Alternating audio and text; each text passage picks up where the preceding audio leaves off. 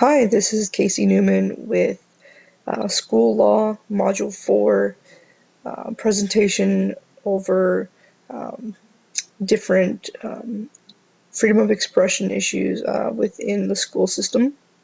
So basically, this is going to be dealing with freedom of expression as far as the First Amendment goes. This doesn't particularly, fit my school in general, but I think every school has issues with, students expressing themselves as teenagers tend to do, and how to deal with that. So we're just going to look at some basic court cases in the rulings and then some more recent events with freedom of expression. So of course, first of all, we have to start with the First Amendment. As we all know, freedom of speech, press, religion, assembly. We got the gist of it there. Um, but there are limitations for students, and we see that first in a very important court case, which we'll talk about next. But these limitations for students, there's reasoning behind it. Um, Public schools are required to protect all students at school. Therefore, there has to be some limitations on student rights. Some students definitely rebel against this, but the limitations are there nonetheless. So schools basically can decide how students may dress. There can be a dress code, it depends upon the school. Um, and they can also determine certain speech or behavior to be vulgar. Now, vulgar is a very subjective term, and so that can lead to some problems down the road, as it's not just a black and white term, but has a lot of gray to it. And then, of course, as far as religion goes with the First Amendment, religious clothing is generally acceptable as a means of expression, but it cannot be disruptive.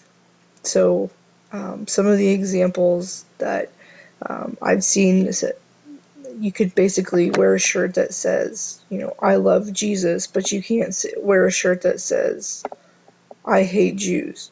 So, it can be accepting of your own faith, but it can't be judging another, essentially. So the most important court case having to do with students and freedom of expression comes in 1969. So Vietnam is going full blast here. A lot of people aren't too happy with it. And so we get Tinker versus Des Moines School District. So some students were going to wear some black armbands to school to protest the U.S. involvement in Vietnam. School officials learned of their plan before time, and so they sat down and said, we're going to ban armbands, and if any student violates that policy, they will be suspended. So the 3 students who planned on doing it, they do it anyway. So they are suspended, but with the help of the ACLU, they do take the school district to court for violating their First Amendment rights.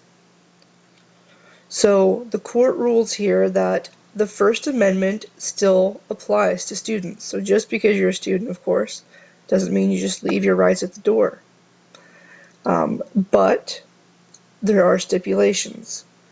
Disorderly speech, so speech that could incite a riot. Speech or behavior that disrupts classwork. And then, of course, you can't invade the rights of others. So these are very broad, and so that's why we see a lot of court cases between individuals and school districts, because it's very much open to interpretation. So we see that school officials still have very much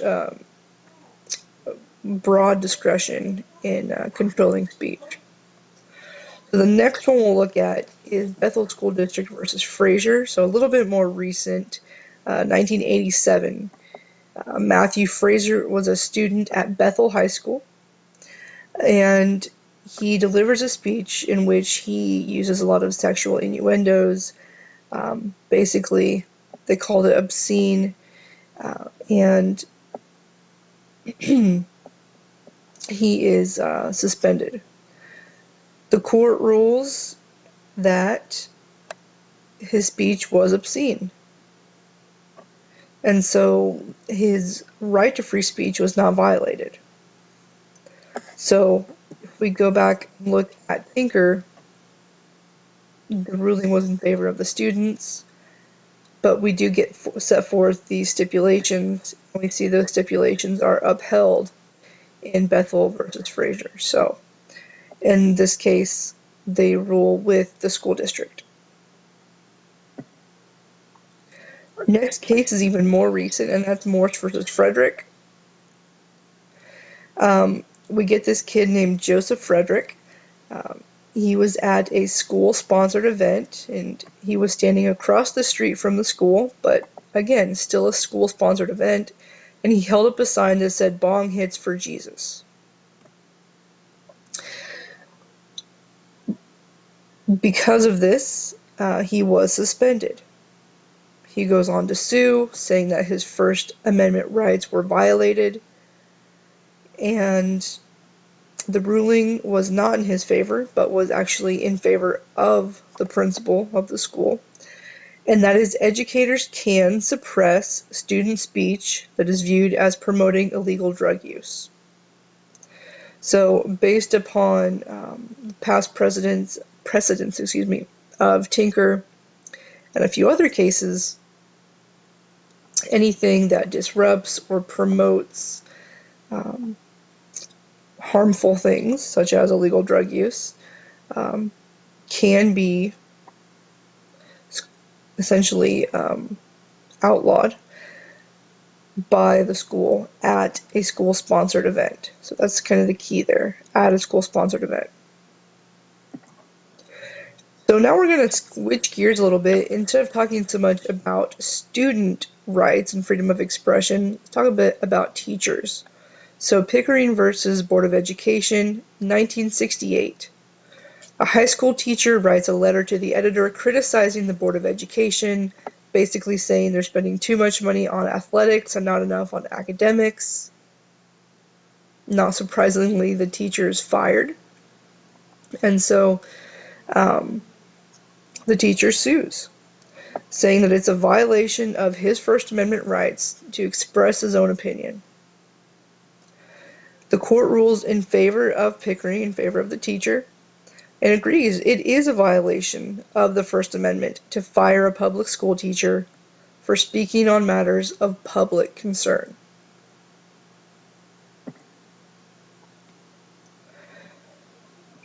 Another more recent one is Glowacki versus Howell Public School District. In 2010, there was an anti-bullying day, and many of the teachers and students wore purple shirts, I believe, or rainbow-colored shirts in support of LGBT and just anti-bullying in general.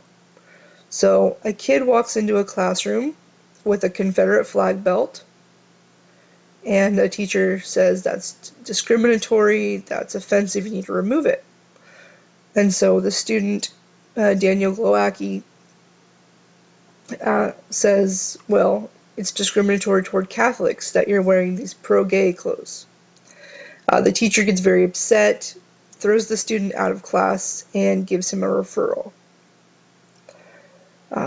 Glowacki's parents take this to court.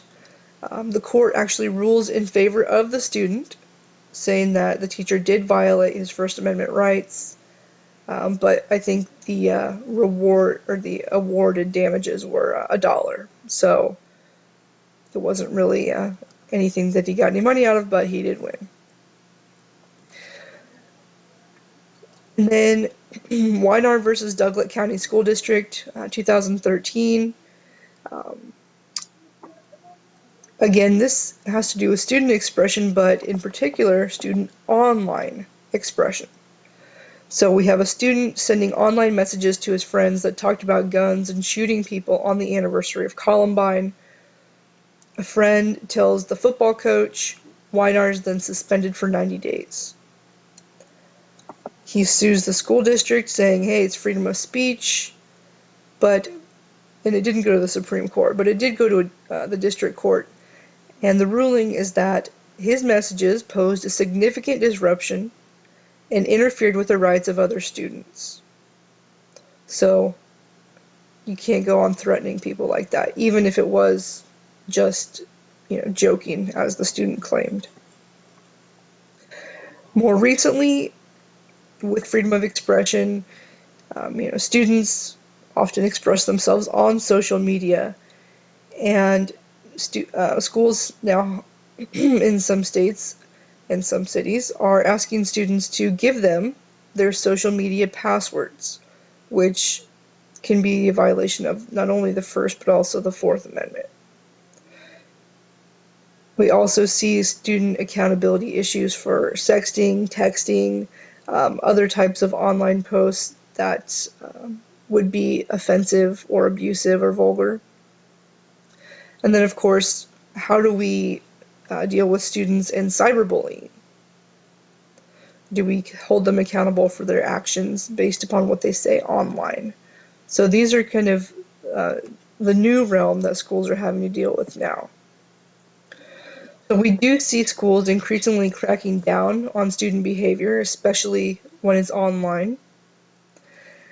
But we also have to realize that vulgarity is still subjective. So many of the decisions made are judgment calls on the part of teachers and administrators. There's a lot of negative publicity if you make the wrong call. And so teachers and administrators have to be very careful in their decision-making process. And we also see that courts continue to use Tinker versus Des Moines as a very solid past precedent in which they look to while deciding these more recent cases. And that's it. Thanks for watching.